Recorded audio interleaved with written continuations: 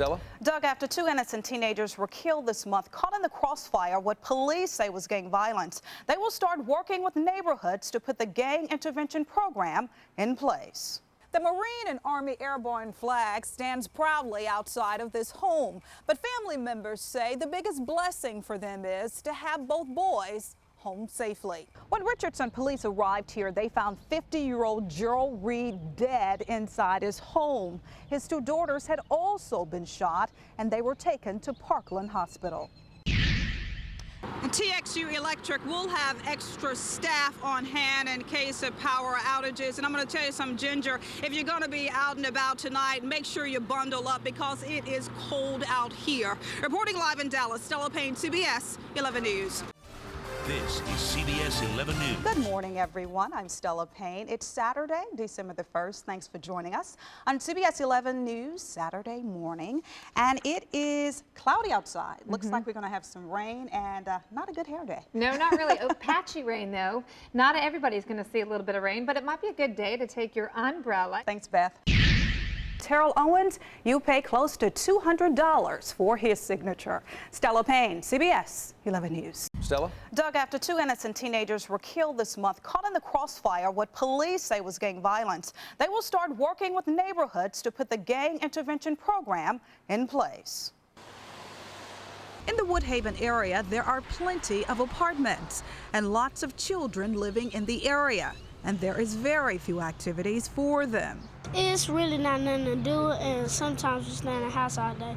And with children having nothing to do, the Fort Worth police are concerned it could lead to more gang violence. Residents in Woodhaven are troubled about the recent gang activity. With a 13-year-old recently dying in the crossfire of what police believe may have been a gang shooting, the city has recently allocated $140,000 for the Woodhaven South Side gang intervention. When the gang violence reaches a level where innocent people are being killed, we really need to look at our strategies, rethink them. This summer, the Fort Worth police want to focus on a gang prevention program to crack down on gang activity. The campaign will include 2 bus and several bench wraps, making the community aware the police are involved. 2 new coming up sites, one in Woodhaven and the other on the south side.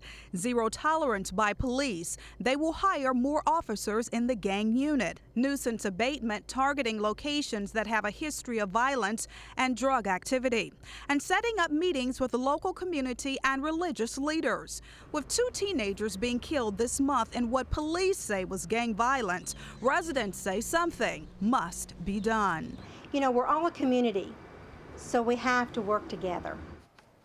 Fort Worth police say the plan involves prevention, intervention, and enforcement. And this summer, 66 security officers will also be moved to the gang unit. Stella Payne, CBS 11 News. Chris, this West Dallas Girls and Boys Club holds some precious memories for this community. Today, I talked to some parents as well as some children who attended here, and they're very sad to see it close. But organizers say they just cannot afford to keep it open any longer. Once they was there, it was a safe environment. The doors are closed at this Boys and Girls Club in West Dallas. Single mother Aniska Reedy's 2 boys would go to the facility every day after school. She will now have to find someplace else for them to go. It was real convenient. Like, you know, they go by your income. Other places, they don't do that. Boys and Girls Clubs provide after-school outreach programs for many children.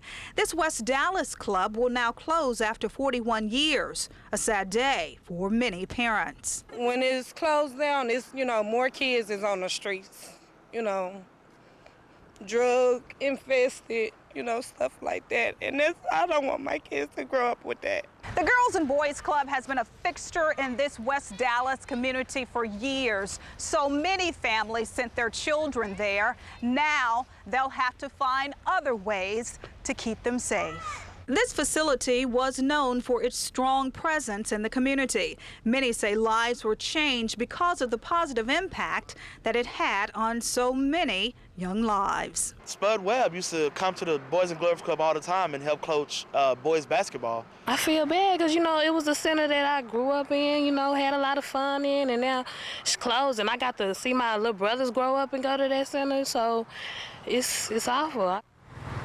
Now, there has been some revitalization in this community, but not enough to support the facility. Now, organizers presently are looking at alternative sites for the after-school programs.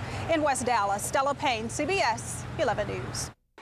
Ryan and Matthew Mobley are welcomed home by family and friends. It's so good to have y'all home. Both serving in Iraq. Matthew is in the Army and Ryan is in the Marines. I don't know, I just had this thought in my head that the Marines were like the best, so I went into, what was that? Identical twins, these soldiers love to joke around. For both Ryan and Matthew, this is truly a special celebration.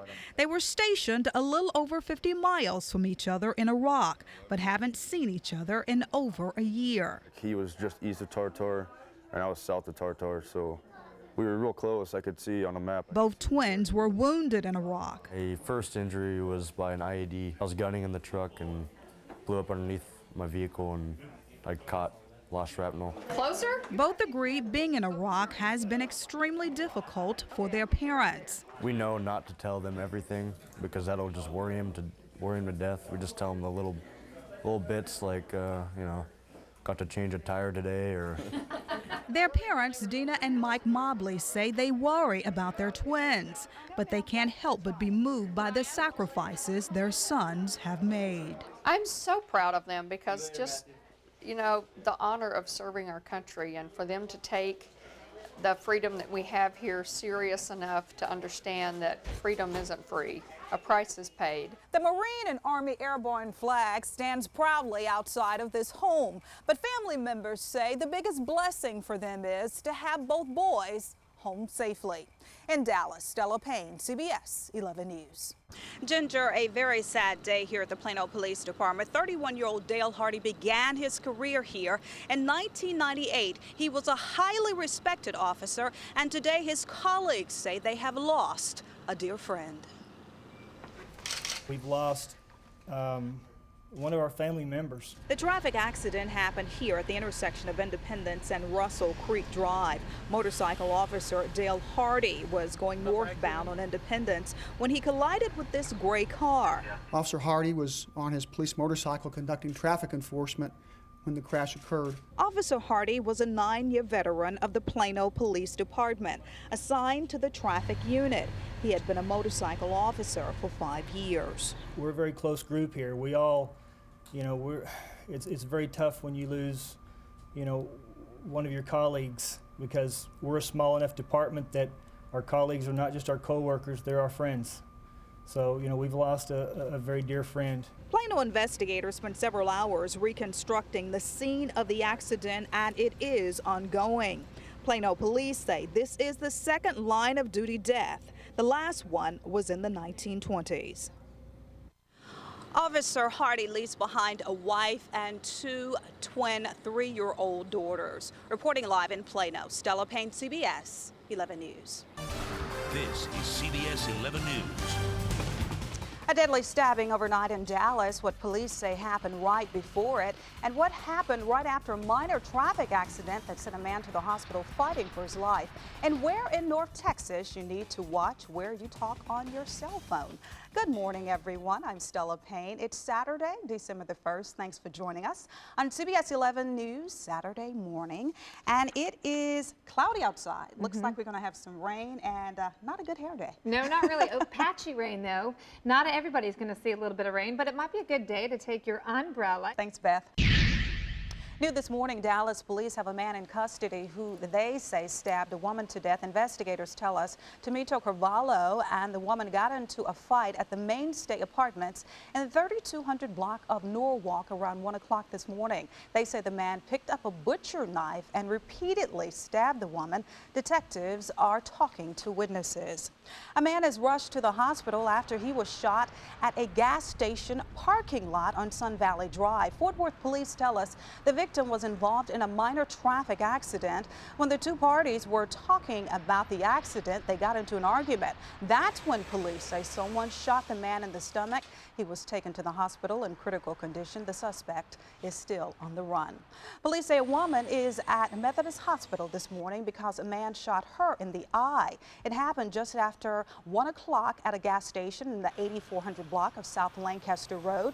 We have more information on the deadly stabbing we told you about at the beginning of the show. CBS 11's Miriam Natazad is live at the Mainstay Apartments with what we now know. Miriam. Arlington police are looking for as many as 4 people who shot a teenager multiple times. The aunt of LaParlo McCarlo found him after he was shot. Told him to wake up and that we love him and for him just to be strong. Marcalo was shot several times in the chest and back. A bullet even grazed his head. Now, the shooting happened around 7:30 last night at the Coach Light apartment in Arlington. Police are looking into whether this was gang-related. Now, Marcalo's family say he's not in a gang. A $25,000 reward will go to anyone who can help authorities catch the Scarecrow Bandit. That's what they call the man who have robbed at least 9 North Texas banks. FBI agents say they wear plain shirts and hats and are armed and considered dangerous.